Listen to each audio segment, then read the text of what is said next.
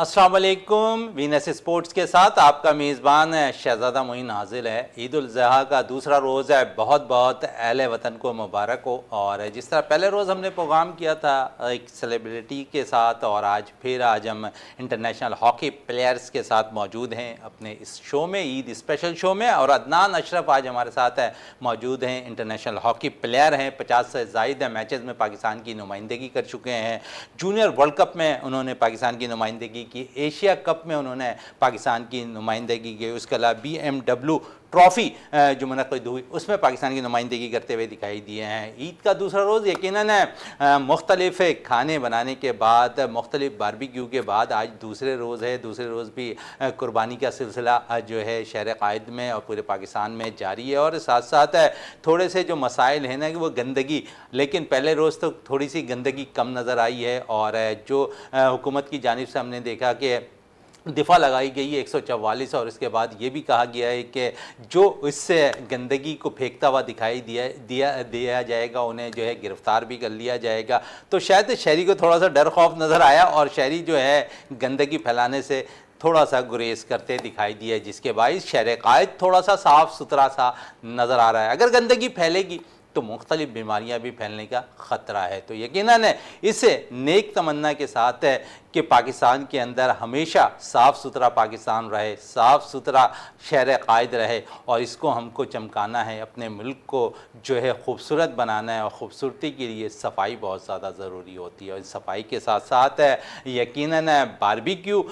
ہمیشہ ہم دیکھتے ہیں کہ لوگوں کا رجحان رہتا ہے قربانی کے بعد، اور اس سلسلے کو وہ جاری بھی رکھتے ہیں۔ اور آج ہمارے ساتھ انٹرنیشنل ہاکی پلیئر جو یہاں عدنان اشرف موجود ہیں۔ عدنان بھائی، سب سے پہلے تو بہت بہت مبارک ہو، عید کا دوسرا روز، اور کیا کہیں گے اہل وطن کو آج عید کے دوسرے روز کے موقع پر؟ السلام علیکم۔ سب سے پہلے بہت بہت شکریہ کہ آج اس خوشی کے موقع پہ آپ نے مجھے یہاں مدعو کیا۔ سب سے پہلے تو آپ کو اور تمام دیکھنے والوں کو، اور جو اس وقت عید کی خوشیاں منا رہے ہیں، ان سب کو ہماری طرف سے عید مبارک ہو۔ تو ظاہر بات ہے کہ عید میں جو ایک خوشی ہے وہ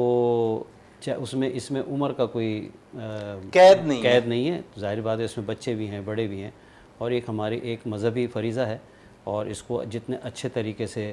سادگی سے، پیار سے، محبت سے منایا جائے اتنا بہتر ہوتا ہے۔ اچھا عدنان بھائی، سنت ابراہیمی ہم ادا کرتے ہیں، اور اس کے بعد ابھی آپ نے کہا کہ بچوں کے حوالے سے کہ کوئی عمر کی قید نہیں ہے، لیکن بچے بڑے خوش ہوتے ہیں جب جانور ایک ہفتے پہلے قبل جو ہم دیکھتے ہیں گھر پہ آ جاتا ہے تو بڑی دیکھ بھال کر رہے ہوتے ہیں۔ دوسری چیزوں سے قطع نظر ہم دیکھتے ہیں کہ بچے ڈر اور خوف کے بغیر ان جانوروں کو گھماتے بھی ہیں، چارہ بھی کھلاتے ہیں۔ ان بچوں کے حوالے سے کیا کہیں گے؟ اور جب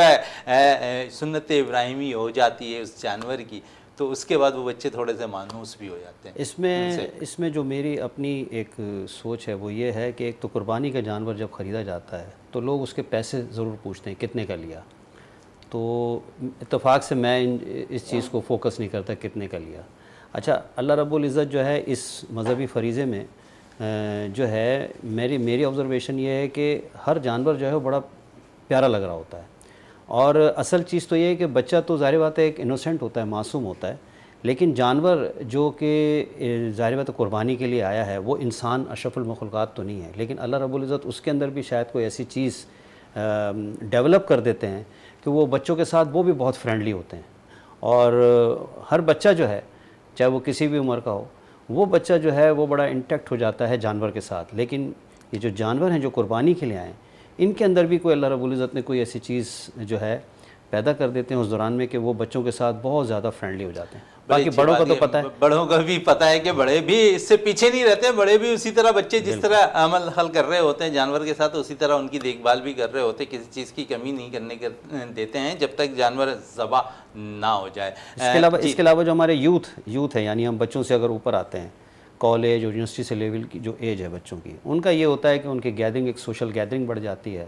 اور ایک بڑا مناسب وقت ملتا ہے جو ایک دوسرے کے ساتھ انٹریکشن کرتے ہیں، ورنہ عام روٹین لائف میں اتنی زیادہ انٹریکشن نہیں ہوتی۔ انٹریکشن کی بات کی آپ نے، بڑی اچھی بات کی کہ اب ایسا لگتا ہے کہ 2 3 4 بج رہے ہیں کس طرح پتہ ہی نہیں چلتا، وہ رات ہے دوستوں کے ساتھ اس طرح گزر رہی ہوتی ہے۔ لاسٹ اگر ہم دیکھ لیں تو 3 4 دن قبل ہے قربانی سے، یہ سلسلہ بڑی اچھی بات آپ نے کہی کہ جو کافی دنوں سے کسی سے ملاقات نہیں ہوتی، وہ ٹائم ایسا ہوتا ہے کہ تھوڑا سا فریش ہوتے ہیں، رات کو تھوڑا سا کھانا وانا کھانے کے بعد لوگ ایک دوسرے سے مل رہے ہوتے ہیں۔ کیونکہ میری انٹریکشن پوزیشن میں اتفاق سے الکوثر یونیورسٹی میں ایز اے ڈائریکٹر اسپورٹس میری جو جاب ہے، وہاں پہ اسٹوڈنٹ جو آتے ہیں وہ رات کے جاگے ہوئے ہوتے ہیں، اور رات کو جاگے ہوئے کس وجہ سے؟ جانور کی وجہ سے۔ ظاہر بات ہے قربانی کا جانور لے کے آئیں تو ان کے کزنز ہیں، ان کے دوست ہیں، وہ رات بھر جو ہے وہ جاگنا ہوتا ہے۔ ایک سب سے اچھی بات یہ ہے کہ ایک مثبت ایک پازیٹیو ایکٹیویٹی میں جو ہے نا وہ ہمارا یوتھ جو ہے وہ انوالو ہو جاتا ہے، جو کہ ایک بہت اچھی بات ہے۔ اچھا عدنان بھائی، قربانی کا سلسلہ جاری ہے، 3 روز تک جاری رہتا ہے، آج دوسرا روز ہے، تو پہلے روز آپ نے قربانی کی یا نہیں آج، یا پھر آج صبح آپ نے کی؟ نہیں، پہلے روز ہی قربانی کا جو مزہ ہے نا وہ پہلے روز ہی ہے۔ باقی جب بکرا لاتے ہیں تو دوسرے تیسرے دن کر لیتے ہیں، لیکن جو قربانی ہے وہ پہلے روز کا ہی مزہ ہے، اور اپنے ہاتھ سے ہی جانور کو ذبح کرنا اور اپنے ہاتھ سے ہی اس کے گوشت کو بنانا، یہ جو انجوائمنٹ ہے یہ پورے سال کا جو ایک انتظار رہتا ہے۔ پھر اس کے ساتھ ساتھ یعنی نماز پڑھنے کے بعد آ کے سب سے پہلا کام تو یہی ہوتا ہے۔ پھر ڈیفینیٹلی اس میں سب سے اہم چیز جو ہوتی ہے کہ جتنی جلدی کلیجی نکل آئے، تو کلیجی نکالنا، پھر اس کو 2-3 جانوروں کی کلیجی ایک جگہ پہ جمع ہو جاتی ہے، تو ظاہر بات ہے کہ ایک گیدرنگ ہوتی ہے محلے میں، تو اس میں یہ ہوتا ہے کہ ڈفرینٹ گھروں میں جو کلیجیاں ہوتی ہیں وہ چلی جاتی ہیں، اور وہاں کی 2-3 ورائٹیاں جو ہیں کلیجی کی بن کے آ جاتی ہیں۔ اچھا، بڑی اچھی بات کی ہے کہ محلے کے اندر، اور اب میں اکثر دیکھتا ہوں کہ جو محلے میں بھی آپ کے جو قریبی جو لوگ ہیں ان سے بھی آپ کی ملاقات اس کی وجہ سے ہوتی بھی دکھائی دیتی ہے۔ اکثر ہم دیکھتے ہیں کہ محلے میں بھی اب ایسا دور آ گیا ہے، شاید میں سمجھتا ہوں کہ آس پڑوس کو بھی شاید ایک دوسرے کی فکر نہیں رہتی ہے، لیکن ان دنوں کے اندر وہ ان سے تمام لوگوں سے ملاقات کا بھی سلسلہ رہتا ہے۔ بالکل ایسے ہی ہے، کیونکہ رات کو جاگنا، جانور کی دیکھ بھال کرنا، اور عید والے دن کا انتظار کرنا، پھر عید والے دن جو ہے پھر یہ سارا جو جانور کو گرانا، اس کے حصے بنانا، تو اس میں بہت زیادہ ٹائم اسپینڈ ہوتا ہے۔ تو اسی صورتحال کو دیکھتے ہوئے اسی ماحول میں جو ہے ایک دوسرے سے جو ہے وہ بات چیت کا ماحول بھی، ٹائم بھی مل جاتا ہے، ورنہ روٹین لائف میں ظاہری بات ہے کہ ہر کوئی بزی ہے، کوئی اپنی تعلیم میں بزی ہے، کوئی اپنے کھیل میں بزی ہے، کوئی اپنی جاب میں بزی ہے، کوئی اپنے بزنس میں بزی ہے، تو یہ جو مصروفیت جو ہے وہ سب کی یکساں ہیں، اور اگر بزی نہیں ہے کوئی تو وہ ڈیفینیٹلی کوشش کرتا ہے کہ اپنے گھر کو اپروچ کرتا ہے، اپنے گھر جلد سے جلد پہنچ جائے۔ ظاہر بات ہے کہ حالات، واقعات، موسم، ساری چیزیں جو ہیں اس میں انوالو ہوتی ہیں۔ ساری چیزیں اس میں انٹرپ ہوتی ہے، اور عدنان اشرف صاحب کہہ رہے ہیں، عدنان صاحب یہ تو تھا ہمارا سلسلہ قربانی کے حوالے سے۔ As a player, international hockey player, اگر میں آپ سے بات کروں، کیونکہ اکثر ہاکی پلیئرز جب ٹورز ہوتے ہیں تو وہ ملک سے باہر ہوتے ہیں، اور کبھی ایسا اتفاق ہوا کہ عید یا پھر بقرعید کے دنوں میں جو ہے ملک سے باہر ہوں، اور گھر والوں کا اور پھر قربانی کا جو سلسلہ رہتا ہے اس کو کس طرح آپ نے فیس کیا؟ دیکھیں، گھر کو تو جب آپ پاکستان سے باہر ہوتے ہیں تو گھر کو تو ظاہر بات ہے کہ ہر کوئی مس کرتا ہے، اور جب ٹور ہوتے ہیں تو اس میں یہ پلان ہوتا ہے کہ ظاہر بات ہے کہ جو ریلیجس ایکٹیویٹی ہوتی ہیں، جب ہمارے یہاں بھی پاکستان کوئی دوسری کنٹریز کی ٹیم آتی ہے تو ان کو بھی یہ فیسیلیٹیشن دی جاتی ہے، تو ہم جب پاکستان سے باہر جاتے ہیں تو ہمارے لیے بھی فیسیلیٹیشن ہوتی ہے کہ ہم اس کو جو ہے پراپر طریقے سے اس ٹائم پہ جا کے نماز ادا کریں، اور جو اس سے ریلیٹڈ، اس دن سے ریلیٹڈ جو بھی چیزیں ہیں اس کو ہم پرفارم کریں۔ یہ آلریڈی ٹور کے اندر آلریڈی پہلے سے ایک پلان ہوتا ہے۔ بالکل، اگر وہ ٹور کے دوران یہ چیزیں ہو رہی ہوتی ہیں تو پلان بالکل موجود ہوتا ہے۔ 50 سے زائد پاکستان کے لیے انٹرنیشنل میچ کھیلے ہیں آپ نے، اور مختلف ٹورنامنٹ میں پاکستان کی نمائندگی کی عدنان بھائی آپ نے، اور کیونکہ ہاکی کا سلسلہ ہے، ہاکی اگر ہم دیکھیں تو اس وقت پاکستان کے اندر شاید نہ ہونے کے برابر نظر آ رہی ہے۔ جو ٹیم ہے وکٹری اسٹینڈ کا صرف سوچا کرتی تھی، آج اس کو بہت جدوجہد کرنی پڑ رہی ہے کوالیفائنگ راؤنڈ کھیلنے کے لیے بھی ورلڈ کپ کے۔ تو آپ سمجھتے ہیں کہ بہت نیچے ہماری ہاکی چلی گئی ہے، اور اس کو کس طرح اوپر لانا چاہیے؟ کیا اولمپئنس اپنا رول ادا کریں، مینجمنٹ اب کیونکہ پاکستان ہاکی فیڈریشن اپنا رول کس طرح ادا کرے؟ بہت سے معاملات آپ نے دیکھے بھی ہوں گے، اور ماضی اگر تھوڑا سا ہم پیچھے چلے جائیں تو یہ سب کچھ پہلے نہیں ہوا کرتا تھا، جب ہم وکٹری اسٹینڈ پر ہمیشہ پاکستان کے سب سے لالی پرچم کو لہراتے تھے۔ دیکھیں، پاکستان کا جو پرچم اور یا وکٹری اسٹینڈ کی آپ بات کرتے ہیں تو اس کے لیے سب سے پہلے تو ہم اگر ماڈرن ورلڈ کے اندر ماڈرن ڈیز ہاکی کو دیکھیں تو اس میں جو ایڈمنسٹریشن اور مینجمنٹ ہے وہ فلفل کرتی ہے پلیئرز کی کسی بھی نیڈ کو، کسی بھی ریکوائرمنٹ کو، چاہے ان کی فزیکل ایکٹیویٹی نیڈ ہو، یا ان کی اسکل لیول سے ریلیٹڈ ٹریننگز ہوں، یا ان کی فنینشلی جس کو ہم بریڈ اینڈ بٹر کہتے ہیں۔ تو اگر ہم اس کو 2 پارٹ میں، اگر ہم اس 2 سے 3 حصوں میں اگر ہم اس کو ڈیوائڈ کر لیں تو ہمیں سمجھنے میں زیادہ آسانی ہوگی کہ ایک تو ہے ایڈمنسٹریشن اور مینجمنٹ. تو ایڈمنسٹریشن مینجمنٹ میں آپ کو آپ کے سامنے ہے سارے دوست، سارے لوگ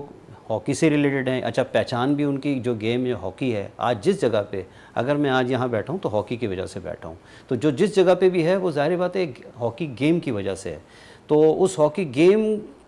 کو ایکچولی ہمیں فوکس کرنا چاہیے. لیکن جب ہم اپنی ذاتیات میں چیزیں آ جائیں گے یا گروپنگ میں چیزیں آ جائیں گے تو اس میں اسی طرح کی معاملات ہوتے ہیں جہاں اس وقت پاکستان کی ہاکی ہے. لیکن پاکستان کی ہاکی جو فلورش تھی، جو اس کا ایک سنہرا دور تھا نا، اس کو اگر آپ 1947-48 سے دیکھیں تو جو ہماری وکٹریز جو آئیں تو اس کے بعد جو ہے نا ہمارے جو کارپوریٹ سیکٹر اور ڈپارٹمنٹل جو ہاکی تھی اس نے جو ہے نا ہمارے ڈومیسٹک اسٹرکچر میں اسٹرینتھ دی ہے. کیونکہ ہمارے یہاں جو ہے لیگ سسٹم پہلے سے اسٹیبلش نہیں ہوا، ہمارے یہاں سینٹرل کانٹریکٹ سسٹم پہلے سے اسٹیبلش نہیں ہوا، تو ہم اس کے عادی ہی نہیں ہیں. اور اگر کہیں یہ ہوتا ہے تو وہ فار دا ٹائم بینگ ہوتا ہے، اور اس میں جو ہے پھر چیزوں کی پھر نیگیٹیوٹی بھی آ جاتی ہے کیونکہ وہاں پہ پیسہ انوالو ہوتا ہے. تو جو پرسنلی میری آبزرویشن ہے، اور ظاہر بات ہے میں نے 80s کے اور 90s کے ایرا میں ہاکی کھیلی، تو اس وقت جو تھا تقریباً 10 سے 12 ڈپارٹمنٹ جو ہے وہ مطلب ریگولر جو ہے وہ اپنی ٹیم بناتے تھے، امپلائمنٹ دیتے تھے. اور پاکستان کے کلچر میں، پاکستان کی سوسائٹی میں، چاہے وہ سندھ ہو، پنجاب ہو، KPK who, Balochistan who, what ever, چاہے بڑے شہر ہوں یا چھوٹے شہر ہوں، تو سب سے اہم چیز یہ ہے کہ ہم ان کی فائنینشیل اکنامیکل نیڈس کو ہم کیسے ریکوائرمنٹ کو پورا کر رہے ہیں. کیونکہ آج کل آپ کو پتہ ہے کہ بریڈ اینڈ بٹر بھی از ٹو مچ. یعنی اگر ہم پیٹرول کے حوالے سے بھی دیکھ لیں تو وہ بھی بڑا کاسٹلی ہو گیا. انسان سوچتا ہے 1 سے 2 دفعہ نکلنے سے، جو بالکل ایک ریئلسٹک باتیں. تو جو پہلے جو چیزیں تھیں یعنی ہم 90s تک جو دیکھتے آئے وہ اس میں یہی دیکھا کہ جو ڈپارٹمنٹل جو یعنی ہاکی کا جو اسٹرکچر تھا ہمارا ڈومیسٹک ہاکی کے اندر، اس نے سب سے زیادہ جو ہے ہماری ہاکی کو جو ہے اسٹیبلش کیا اور اسٹرینتھن دی. اچھا، اب پاکستان ہاکی فیڈریشن کا یہ کام نہیں ہے، پاکستان ہاکی فیڈریشن کا قطعاً یہ کام نہیں ہے، کیونکہ پاکستان ہاکی فیڈریشن نے کبھی یہ کام ہی نہیں کیا. اور یہ سب سے اہم بات جو آپ نے یہ بات کی کہ Pakistan hockey federation as a institution develop ہی نہیں ہو سکا. یعنی نہ اس کا مارکیٹنگ ڈپارٹمنٹ ڈیولپ ہو سکا، نہ اس کا فائنانس ڈپارٹمنٹ ہو سکا، نہ اس کا جو HR ڈپارٹمنٹ ہے. تو اس لیے آپ دیکھ لیں کہ جب یہ ڈپارٹمنٹس نہیں بنے، جس طرح PCB کے اندر یہ ڈپارٹمنٹس بن چکے ہیں اور وہ اسٹیبلش ہو چکے ہیں، تو اب کرکٹ کا جو ہے ایک معاملہ ہی دوسرا ہے. لیکن ہم بات کرتے ہیں ایڈمنسٹریشن مینجمنٹ کے حوالے سے، کیونکہ کرکٹ اب جو ہے وہ پروفیشنل سے زیادہ کمرشل ہو گئی ہے. اور T20 نے بھی جو ہے کرکٹ کی جو کوالٹی اس T20 نے جو ہے کرکٹ کی کوالٹی کو نیچے گرایا ہے، کیونکہ یہاں پہ اوور لیپ یعنی ایک کے پیچھے ایک پلیئر آ رہا ہے ایک میچ کی پرفارمنس میں پیسے کی وجہ سے. تو لیکن اب آپ اس کے اندر جو کوالٹی ہے وہ نہیں مل رہی. لیکن ہاکی کے اندر کبھی بھی پیسہ نہیں رہا. ہاکی کے اندر جو ہے ہاکی کی جو گیم ہے جو ہمارے ڈومیسٹک اسٹرکچر میں، وہ ہمارے ڈپارٹمنٹ جو ہیں وہ سپورٹ کرتے تھے ہاکی کو. پاکستان ہاکی فیڈریشن کو اس کی ضرورت نہیں ہوتی تھی. اب پاکستان ہاکی فیڈریشن اس نیڈ کو کیسے فلفل کرے، لیکن اس کو فلفل کرنے کے لیے کسی کا اولمپین ہونا ضروری نہیں ہے. ایکچولی ہمیں ایڈمنسٹریشن اور مینجمنٹ آنی چاہیے. اور جب تک اب جیسے میں اگر پاکستان سے ہاکی کھیلتا رہا یا ہمارے دوست جتنے بھی ہیں ماضی میں پاکستان سے کھیلتے رہے، جب تک وہ اس فریم آف مائنڈ سے باہر نہیں نکلیں گے، اس فریم آف مائنڈ سے باہر نہیں نکلیں گے اور اپنا رول، اپنی پہچان کو ظاہر نہیں کریں گے کہ جب وہ کھیلا کرتے تھے تو اس وقت کیا فیسلٹیز تھی اور اب جو ہاکی ہو رہی ہے اس وقت کیا فیسلٹیز نظر آ رہی ہے. انہیں اپنا رول ادا کرنا پڑے گا اولمپئن کو اگر ہاکی پاکستان کے لیے اوپر لانی ہے. تو اس پہ مزید اور بھی ہم بات کریں گے اور عید الاضحیٰ کے حوالے سے ضرور اور بھی ہم ان سے بات کرتے رہیں گے. لیکن ساتھ ساتھ اس وقت بریک کے لیے بھی کہا جا رہا ہے. بریک سے واپس آتے ہیں تو گفتگو کو مزید جاری رکھتے ہیں.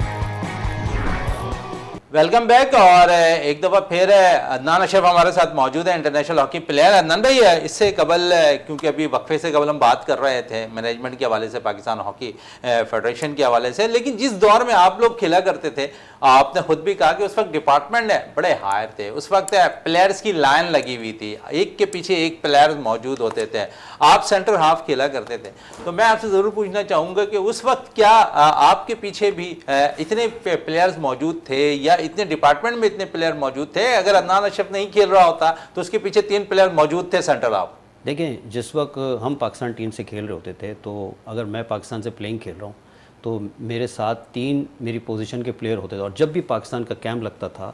تو ہمارے ساتھ یہ ہوتا تھا کہ بھئی ہم نے پرفارمنس دینی ہے. یعنی ٹیم سے تو کھیل رہے ہیں, کنٹینیوسلی کھیل رہے ہیں, یعنی ہم سیزن پلیئر تو ہیں, لیکن ہمیں ساتھ ساتھ کیمپ کے اندر بھی اپنی فٹنس اور اپنی پرفارمنس جو ہے وہ بہتر رکھنی ہے. تو ایک وقت ہم نے یہ بھی دیکھا کہ ایک پوزیشن کے اوپر 5-5 6-6 پلیئر ہوتے تھے. یعنی ایک کیمپ جو ہے وہ 40-50 پلس کا بھی ہم نے دیکھا کہ پروبیبلس جو ہیں, پلیئرز جو ہیں وہ پاکستان کیمپ میں ہوتے تھے. اب اس کے ساتھ ساتھ جو سب سے اہم بات یہ ہے کہ ہماری جو گرومنگ ہوئی وہ 5-3-2-1. یعنی اگر ہم آج بات کرتے ہیں, ہر کوئی ہاکی کی اسکل کی بات کرتا ہے, یعنی فٹنس کی بھی بات کرتا ہے اور اسکل کی بھی بات کرتا ہے. تو جو ہاکی اسکل جو ہے وہ بال لے کے چلنا, ڈربل کرنا, سلیب, ایریل, پش, ہٹنگ, تو یہ ہاکی کی جو اسکلز ہیں وہ ہماری ہاکی کی اسکلز میں ایک, یعنی ہم نے جو شروع کیا تو 5-3-2-1 آلریڈی وہ ہمارے اندر انجیکٹ تھا. ہم اسکول سے ہاکی شروع کی, کیونکہ اسکول ہاکی اس وجہ سے ڈیولپ تھی کہ کلب ہاکی اسٹرانگ تھی, اور کلب ہاکی اس وجہ سے تھی کہ آپ کے کارپوریٹ سیکٹر یعنی ڈپارٹمنٹ جو ہیں وہ فیسیلیٹیٹ کرتے تھے, اپرچونیٹیز کریٹ کرتے تھے. یہ ایک پوری چین تھی کلب ہاکی, اور اسکول کا بچہ اپنے کلب میں آ کے کھیلتا تھا تو وہ امپریس ہوتا تھا, انسپائر ہوتا تھا اپنے سینئر پلیئر سے. اسی طریقے سے جب ہم تھوڑا سا اور آگے چلتے تھے تو اچھا اسی وقت میں گراس روٹ لیول پہ اس کو یہ پتہ تھا کہ 5-3-2-1 میں ہر پوزیشن پلیئر کی کیا ڈیوٹیز ہیں, ڈیوٹیز کیا ہیں. اب جو مشکل یہ آ گئی کہ ہم اس وقت جو دیکھتے ہیں, جو اگر میں جا کے کہیں بھی میں نے گراس روٹ لیول پہ کوچنگ کی ہے تو ان کو مجھے جو ہے اسٹرکچر کے اوپر بھی سکھانا, کیونکہ جو پلینگ اسٹرکچر ہے وہ بھی ایک ہاکی کی اسکل ہے. ہمیں پہلے ضرورت اس لیے نہیں پڑی کہ ہم 5-3-2-1 میں گروم ہوئے کہ سینٹر ہاف کی یہ ڈیوٹیز ہیں, سینٹر فارورڈ کی یہ ڈیوٹیز ہیں, فل بیک کی یہ ڈیوٹیز, سب کو سب پتہ ہوتا تھا, اس لیے کہ وہ اسکول, کلب اور پھر ڈپارٹمنٹ میں. لیکن اب تھوڑی سی ننبے میں اس لیے کہہ رہا ہوں, انٹرپٹ کر رہا ہوں آپ کو, کہ اب شاید مایوسی ہوتی ہے, نہ ہی اسکولز میں ہاکی ہو رہی ہے, نہ ہی کلبس ہمارے پاس اب ایسے موجود ہیں, نہ ہی ڈپارٹمنٹ ہمارا وہ رول ادا کر رہا ہے. اگر جو پلیئرز ہیں تو شاید وہ بھی گمنامی کی زندگی گزار رہے ہیں. شاید اب سے کچھ عرصے قبل ڈپارٹمنٹ بند ہوئے تھے تو میں نے تو خیر 2-3 پلیئرز ایسے تھے جن کے مالی حالات بھی بہت کشیدہ تھے, اور جس کے باعث ایسا لگتا تھا کہ وہ اپنی زندگی سے بھی تنگ ہوتے دکھائی دیے. تو آپ سمجھتے ہیں کچھ چلیں اس سے حکومت نے آ کر تھوڑی سی بحالی کی ڈپارٹمنٹ کی, کچھ ڈپارٹمنٹ بحال ہوئے ہاکی کے بھی, تو آپ سمجھتے ہیں کہ جو بدحالی آئی ہے ہماری ڈپارٹمنٹ بند ہونے کی وجہ سے بھی آئی ہے؟ دیکھیں, میں تو اس پہ 100% میرا مطلب ہے کہ ایک طریقے سے میری یہ ایک فوکس ہے اور میری یہ اسٹیٹمنٹ ہے کسی بھی چینل پہ کہ جب تک ہماری ڈپارٹمنٹ ہاکی شروع نہیں ہوگی اس وقت تک ہم ہاکی کے اندر فلورش نہیں کر سکتے دوبارہ. اب وہ ہو سکتی ہے یا نہیں ہو سکتی ہے, یہ ایک الگ چیپٹر ہے, ایک الگ چیپٹر ہے. لیکن اشرف بھائی کام کون کرے گا؟ ہاں ڈیفینیٹلی. دیکھیں, وہی میں بات آ رہا ہوں کہ ڈپارٹمنٹ جو تھے وہ پلیئر جو وہ ہائر کرتے تھے, ان کو انگیج کرتے تھے, ان کو اپائنٹمنٹ دیتے تھے, تو وہ وہاں پہ پلیئر گروم ہوتا تھا اور ڈومیسٹک کے اندر ایک ہیلدی کمپٹیشن ہوتا تھا. تو یہ اس کی وجہ کیا تھی کہ ان کی جاب تھی, وہ اپنی جاب کو جو ہے جسٹیفائی کرتے تھے کہ میری جاب ہے تو مجھے ظاہر پروفیشنلی اس کو کھیلنا ہے. اب جو اصل مسئلہ اس کے ساتھ ایک اور بھی ہو گیا, وہ یہ ہو گیا کہ گراس روٹ لیول پہ جا کے, میں تو خیر والنٹیرلی جو ہے کوچنگ کراتا ہوں, تو میں نے جا کے دیکھا کہ وہ جو ہے 5-3-2-1 پہ ہی ہاکی ہو رہی ہے. یعنی پاکستان ہاکی فیڈریشن کو ایک ایسا پروجیکٹ, ایک ایسا پروپوزل, ایک ایسا پروگرام ترتیب دینا ہوگا جو گراس روٹ لیول پہ جو وہاں کے جو کوچز ہیں یا جو کلب چلا رہے ہیں یا جو ڈسٹرکٹ چلا رہے ہیں کسی بھی زون میں, کسی بھی ڈسٹرکٹ میں, وہ وہاں پہ ڈیولپ کرے کہ ماڈرن ڈیز ہاکی کا اسٹرکچر کیا ہے. کیونکہ وہ پلیئر جب اوپر آتا ہے, جب وہ نیشنل لیول پہ آتا ہے, تو اس کی جو گرومنگ ہوئی ہوتی ہے کس اسکل میں, وہ 5-3-2-1 پہ ہی ہوتی ہے. اور یہ جو پلینگ اسٹرکچر ہے یہ بھی اسکل کا ایک پارٹ ہے. اب وہ کیا ہوتا ہے کہ جب وہ نیشنل لیول پہ آتا ہے اور جب وہ ماڈرن ڈیز ہاکی کے اسٹرکچر پہ آتا ہے تو ظاہر بات ہے کہ یہاں پہ سلیکٹڈ کوچز ہی ہیں جو وہ وہاں پہ کوچنگ کرا رہے ہوتے ہیں، اور اس میں بھی ظاہر ہے چینجز آتے ہیں، کبھی کوئی آتا ہے کبھی کوئی آتا ہے. تو اس میں وہاں پہ بھی دیکھیں آپ کہ وہاں پہ جب پلیئر آتا ہے تو اس کو اویئر کرنا، اس کو انڈرسٹینڈ کرنا مشکل ہو جاتا ہے ماڈرن ڈیز ہاکی کے حوالے سے. اچھا اب اس میں یہ ہے کہ جو پلیئر باہر جا کے لیگ کھیل لیتا ہے تو وہ اس کی لرننگ زیادہ اچھی ہو جاتی ہے. لیکن یہ کام جو ہے پاکستان ہاکی فیڈریشن کو یعنی ایک لانگ ٹرم پروگرام شروع کرنا چاہیے کہ گراس روٹ لیول پہ وہ اسٹرکچر کی اویئرنیس جو ہے وہ ضرور کروائے، کیونکہ اس کے بغیر جو ہے اسٹرکچر کے بغیر ہاکی پروان نہیں چڑھ سکتی. عدنان شب کہہ رہے ہیں. عدنان بھائی بہت زیادہ ہم ہاکی پہ چلے گئے، تھوڑی سی باربیکیو پہ بھی آ جائیں. کیا کیا چیزیں آپ کو پسند ہیں؟ اور جب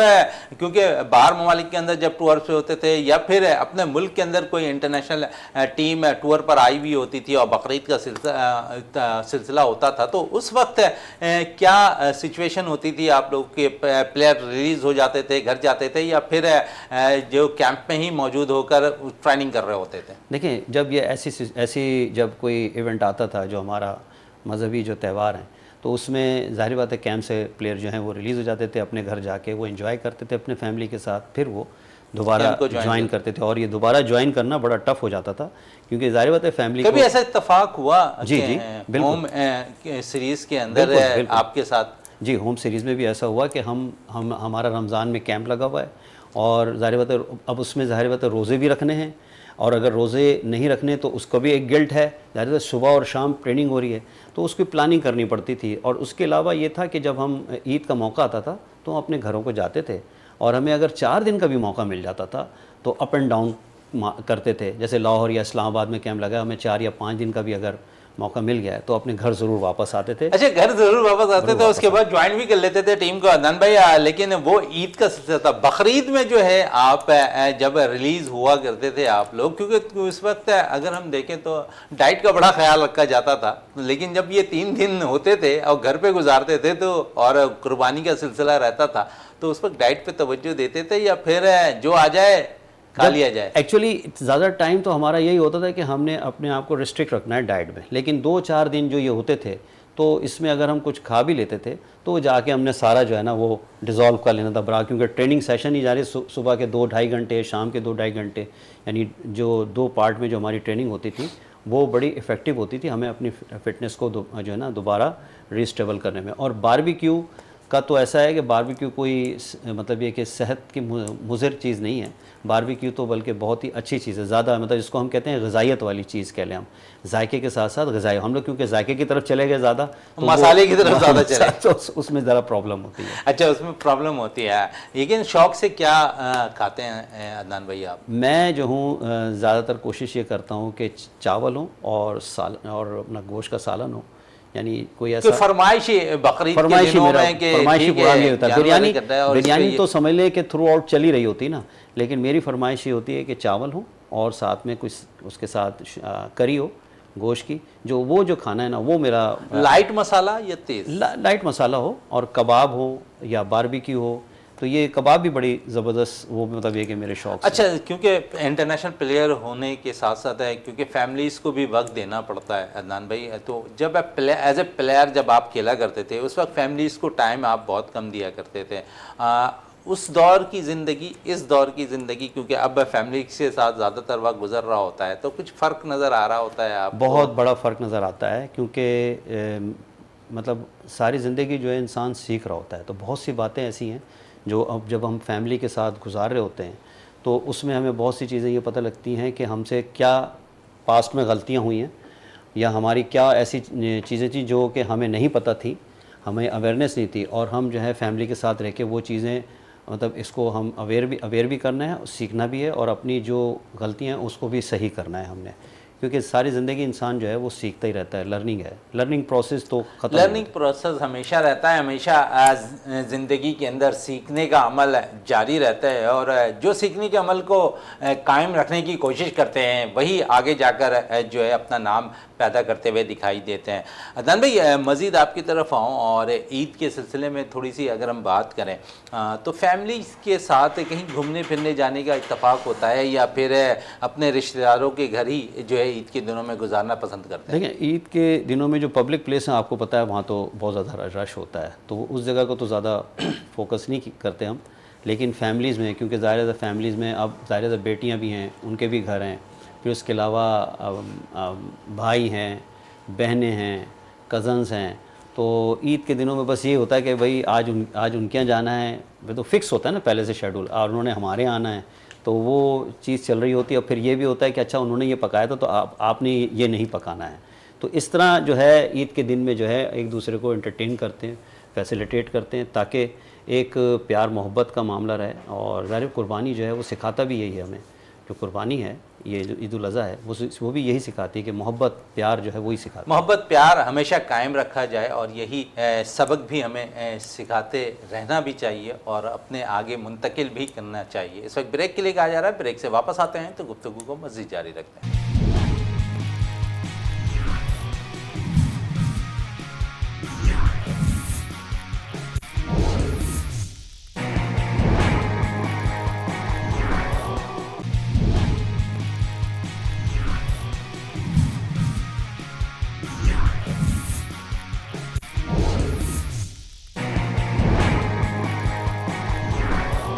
ویلکم بیک، اور بات کر رہے تھے عید کے دوسرے روز آج عدنان اشرف ہمارے ساتھ یہاں پر مہمان ہیں، انٹرنیشنل ہاکی پلیئر ہیں، 50 سے زائد ہیں، انہوں نے انٹرنیشنل ہاکی میچ کھیلے، پاکستان کی نمائندگی کی، سینٹر ہاف پوزیشن پہ کھیلتے تھے، اور اگر تھوڑی سی ہم بات کریں اپنے پلیئرز کے حوالے سے، ماضی میں جن کے ساتھ آپ بہت زیادہ فرینڈ شپ ہوا کرتی تھی، تو اس میں سے کون سا ایسا پلیئر تھا عدنان اشرف صاحب کہ ہنسی مذاق ایک پلیئر جب آپ کے ساتھ ہوتا ہے، ایک فیملی ماحول بنا ہوا ہوتا ہے، سب سے زیادہ چھیڑ چھاڑ کس سے ہوتی تھی آپ کی؟ دیکھیں ظاہر بات ہے کہ ایک ریلیشن شپ تو بن جاتی ہے، اور ایک ماحول میں بن جاتی ہے، کیونکہ ظاہر ٹور بھی ہوتے ہیں، کیمپس بھی ہوتے ہیں، اور اصل چیز یہ ہوتی ہے کہ اس سیناریو سے نکلنے کے بعد بھی کس سے ریلیشن شپ ہے جس میں فیملی ٹرمز بھی ہو جاتے ہیں۔ تو منصور سے میری بہت اچھی، اور آج بھی ان کی والدہ سے، ان کی سسٹر سے میری بہت اچھی جو ہے وہ بات چیت ہے، تو منصور کو تو میں مس کرتے ہوں، ظاہر بات ہے کہ جب وہ تھے تب بھی اور ابھی بھی۔ اس کے ساتھ ساتھ طارق شیخ اور بہت سے ہیں میرے دوست جو میرے بچپن کے دوست ہیں، اس میں لیک لاشاری بھی ہیں، فیملی ٹرمز بھی ہیں، اور جنہوں نے پاکستان سے ہو گئے، اور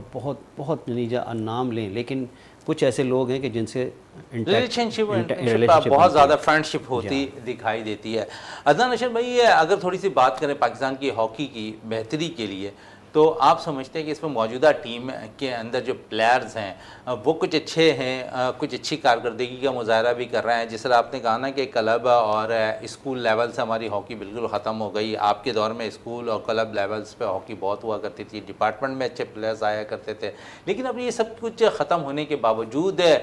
شاید میں سمجھتا ہوں کہ ابھی ایک روشنی کی کرن ابھی بھی نظر آتی ہے ان پلیئرز کے اندر، جوش و جذبہ ان کے اندر بھی ہے، اور جس طرح کی انہوں نے کارکردگی دکھائی ہے، کچھ مالی سپورٹ، کچھ اسپانسرشپ، اور کچھ میں سمجھتا ہوں کہ ذاتی طور پر جو ہے پاکستان ہاکی فیڈریشن نے رول مزید ادا کرنا ہے ان پلیئرز کے لیے، تو شاید میں سمجھتا ہوں کہ ہاکی بہتر ہوتی بھی دکھائی دے گی، کیونکہ سب سے زیادہ میں سمجھتا ہوں کہ اسپانسرشپ کی کمی ہے۔ اب کوئی بچہ چاہتا ہی نہیں ہے کہ میں ہاکی کھیلوں، اس کو آپ کس طرح ہاکی کی گراؤنڈ تک لے کر آئیں گے؟ دیکھیں اس وقت جو پاکستان کی اس وقت جو موجودہ کنڈیشن، تو پاکستان کے کوچ طاہر زمان کو میں سن رہا تھا،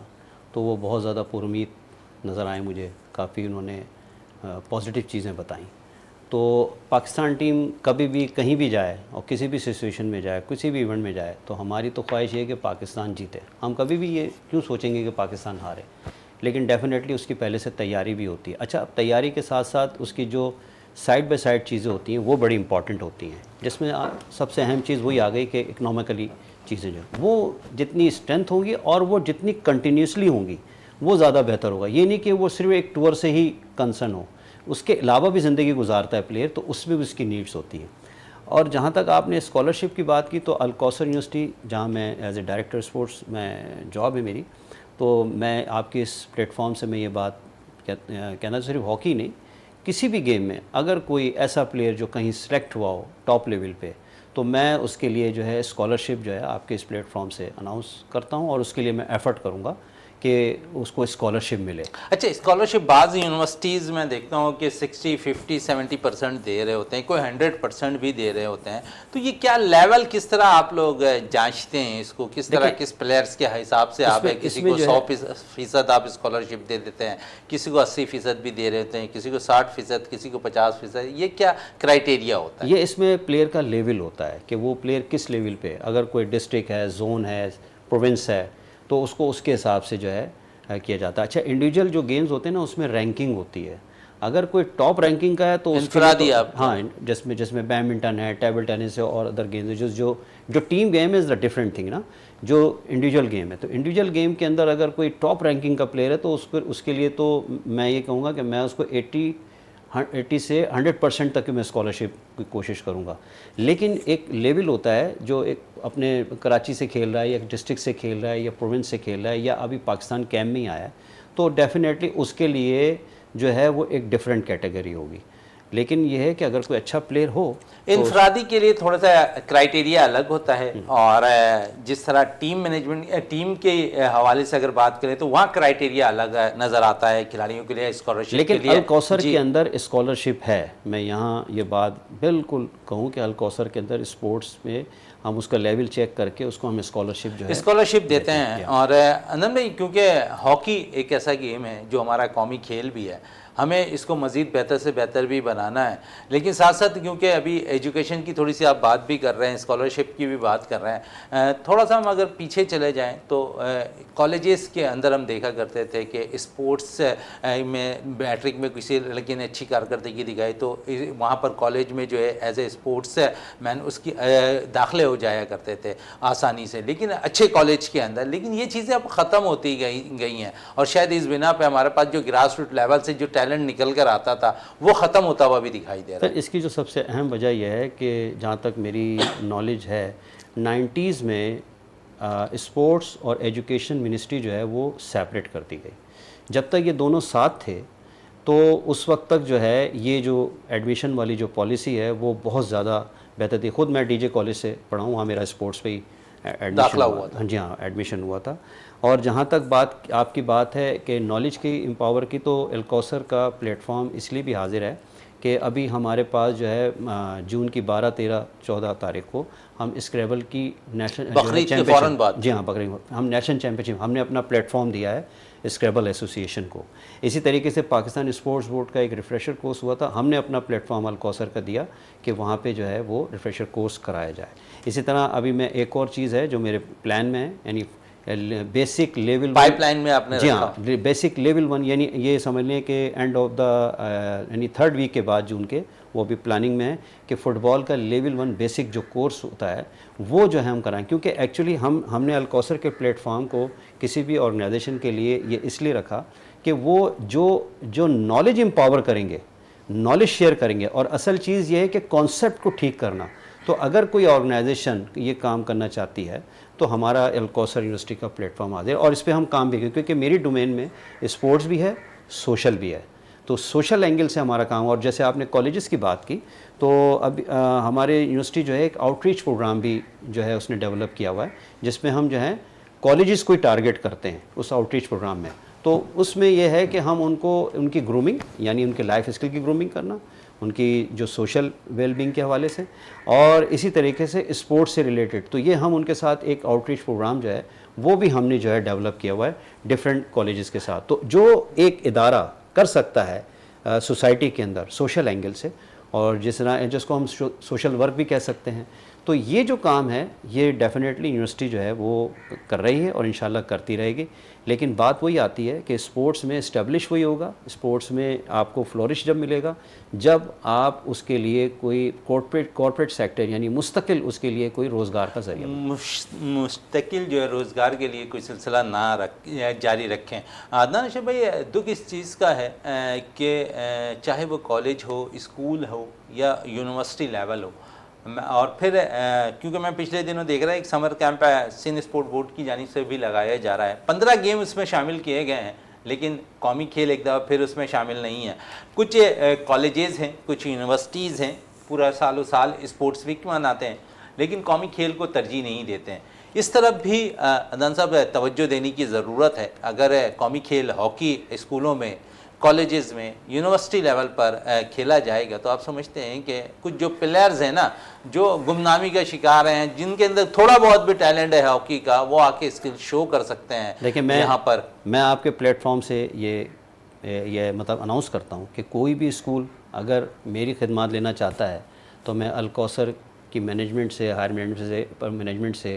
اس کو اپروو کرا کے میں جا کے وہاں فری آف کاسٹ کوچنگ کرانے کے لیے تیار ہوں اسکول میں، ٹھیک ہے. لیکن جو سب سے زیادہ جو ہم دیکھتے ہیں جو مشکل ہے، جو اسپورٹس ٹیچر ہیں، اچھا اب یہ جو ہاکی نہیں ہے تو یہ تو ان کو چاہیے کہ اس چیز کو سوچیں، ڈفرینٹ آرگنائزیشن جو کام کرتی ہیں گراس روٹ لیول پہ. لیکن جو اسکولوں کے اندر جو اسپورٹس ٹیچر کا جو ایک کیڈر ہے نا، اس کو ایز اے سپورٹ اسٹاف جو ہے نا ٹیکل کیا جاتا ہے، حالانکہ وہ بھی بیچلر اور ماسٹرز کیے ہوئے ہوتے ہیں. اور دوسرا اسٹرکچر یہ بنا ہوتا ہے اس اسکولوں کے اندر کہ ایک اسپورٹس ٹیچر جو ہے ڈیلی کے 6 یا 7 پیریڈ جو ہے وہ دیکھ رہا ہوتا ہے، کلاسز کے 6-7 پیریڈ دیکھ رہا ہوتا ہے، اور اس میں پھر یہ ہوتا ہے کہ ایک کلاس اور انجیکٹ ہو جاتی ہے. لیکن ہونا یہ چاہیے کہ جو اسپورٹس پیریڈ میں جو کلاس آئی ہے اس میں، کیونکہ جب پیریڈ میں جب کلاس آتی ہے تو وہ ڈفرینٹ 2 سے 3 گیموں میں ڈیوائیڈ ہوتے ہیں، تو ایک اسپورٹس ٹیچر ان کو نہیں بالکل کر سکتا. تو اس کے لیے اسٹرکچر یہ ہونا چاہیے کہ ایک پیریڈ میں جو بچے ڈیوائیڈ ہو گئے 2 سے 3 گیم میں، وہ انہی کے اسپیشلائز جو ہیں اسپورٹس ٹیچر ان کو فالو اپ کریں، ان کو کوچنگ کرائیں، ان کو کھلائیں. لیکن ایک ٹیچر جو ہے وہ اس طریقے سے ایک ٹیچر اس کو حل نہیں کر سکتا. اگر ہم چاہتے ہیں کہ کوالٹی، آخری چند لمحات رہ گئے ہیں، چند سیکنڈ سے باقی ہیں، اہل وطن کو کوئی پیغام عید کے دوسرے روز آپ دینا چاہیں؟ اہل وطن اور میرے ارد گرد کے لوگ اور خود میں، سب سے پہلے تو میرے لیے ایک یہ مطلب میں بھی ظاہر بات ہے اپنے لیے میسیج ہوں کہ ہم آپس میں پیار، محبت اور رسپیکٹ یہ اس کے ساتھ جو ہے اپنی زندگی کو گزاریں. جب ہم دوسرے کو رسپیکٹ دیں گے تو ظاہری بات ہے کہ ہمیں بھی رسپیکٹ. بڑی اچھی بات کی عدنان اشرف نے، اور انہوں نے کہا کہ پیار، محبت اور عزت سب سے بڑھ کر ہمیں سب کو دینی چاہیے. اور جب آپ دوسروں کو یہ ساری چیزیں منتقل کریں گے نا، آلریڈی آپ کے پاس وہ ساری چیزیں خود دوسرے آپ کو کرتے دکھائی دیں گے. یقیناً آج کا عید کا دوسرا روز اور باربیکیو کھانے کے بعد جو ہے تھوڑے رات کو پہلے دن اپنے مزے لیے، آج دوسرے دن بھی اب رات ہونے والی ہے تو آج بھی باربیکیو کا دور چلے گا اور اس کو خوب انجوائے بھی کریں گے. اور عدنان بھائی آپ کا بہت بہت شکریہ. اسی کے ساتھ اپنے میزبان شہزادہ معین کو اجازت دیں. پاکستان زندہ باد.